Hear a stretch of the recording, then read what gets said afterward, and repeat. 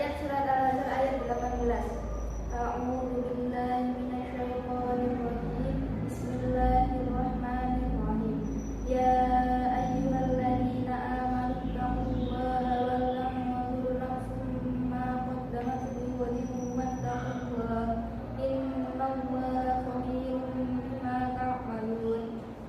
Selanjutnya yaitu mufradat surat Al-Hasr ayat 18. Di sini ada ma qaddamat yang bermakna dan memperhatikan, wadan artinya diri, khabirun bima telah diperbuat, nafsun untuk hari esok, dan wala tanzur apa yang kamu kerjakan.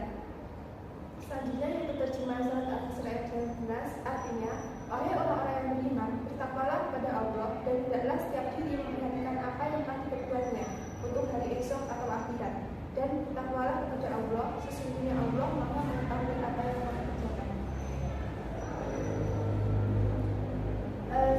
Selanjutnya yaitu ayat Al-Quran lain sebagai pendukung surat Al-Hasr. Di sini ada 3, yaitu Quran surat Fatir ayat 11, Quran surat Al-Hadid ayat 22, dan Quran surat Al-Anfal ayat 60. Salah satu suratnya yaitu Fatir ayat 11, di mana dalam ayat ini dijelaskan bahwa semua yang terkait dengan kehidupan manusia berawal dari proses penciptaan sampai jumlah umur yang diberikan.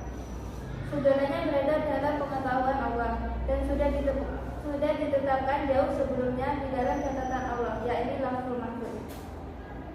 Ayat ini menggambarkan pentingnya mendokumentasikan proses dan langkah-langkah dalam suatu perencanaan. Selanjutnya yaitu kandungan ayat atau tafsir dalam surah Al-Hasr ayat 18.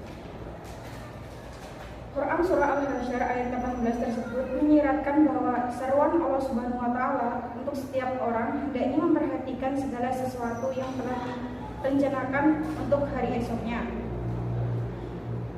Perencanaan merupakan penetapan segenap aktivitas dan sumbernya dalam upaya pencapaian tujuan. Tujuan akhir dari sebuah perencanaan merupakan untuk mencapai tujuan yang telah ditetapkan. Menurut kitab Tafsir Ibnu Katsir, beliau menafsirkan potongan ayat tersebut sebagai perintah untuk selalu bertakwa kepada Allah. Menurut kitab Tafsir Al-Misbah, dalam tafsir tersebut menafsirkan kalimat hai orang-orang yang beriman, bertakwalah kepada Allah, yaitu hindarilah siksa yang dapat Allah jatuhkan baik dalam kehidupan dunia maupun kehidupan akhirat dengan cara melaksanakan perintah Allah dengan sekuat kemampuan serta menjauhi larangan Allah. Al-Ghazali menafsirkan bahwasanya manusia diperintahkan untuk memperbaiki dirinya untuk meningkatkan keimanan dan ketakwaan kepada Allah Subhanahu wa taala, di mana proses aktivitas tersebut manusia tidak boleh sama dengan aktivitas kehidupan yang sebelumnya atau kemarin. Kata perhatikanlah menurut Al-Ghazali mengandung makna bahwa manusia harus memperhatikan dari setiap perbuatan yang dia kerjakan serta harus mempersiapkan diri atau merencanakan untuk selalu berbuat yang terbaik demi hari esok. Menurut Imam Al-Jauhari menafsirkan ayat tersebut sebagai salah satu bentuk dari manusia untuk selalu introspeksi diri atas segala sesuatu yang dia perbuat. Perbuatan manusia harus dipikirkan atau direncanakan agar tidak rugi dalam hidupnya. Proses tersebut harus dimulai dari dunia ini, yang diwujudkan dengan tingkah laku yang baik sesuai dengan apa yang tercantum dalam Quran surah Al-Hasr ayat 18 tersebut, yaitu kata hendaklah setiap diri memperhatikan apa yang telah diperbuatnya untuk hari esok atau akhirat. Dalam kalimat tersebut menekankan adanya perencanaan yang baik dalam diri manusia atas segala tindakan selama di dunia hingga ia akan mendapatkan keselamatan di akhirat nanti. Menurut Quraisy Shihab dalam tafsirnya Al-Misbah dari ayat tersebut mengenai perencanaan, beliau mengatakan bahwa kata wal tanzur nafsuma qaddamat lighadin mempunyai arti bahwa manusia harus memikirkan terhadap dirinya dan merencanakan dari segala apa yang menyertai perbuatan selama hidupnya, sehingga ia akan memperoleh kenikmatan dalam dunia ini. Materi selanjutnya akan disampaikan Mbak Tika. Selanjutnya itu pesan-pesan yang berhubungan dengan manajemen pendidikan.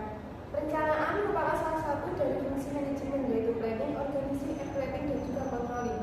Nah, pengertian perencanaan sendiri berbeda dari beberapa ahli.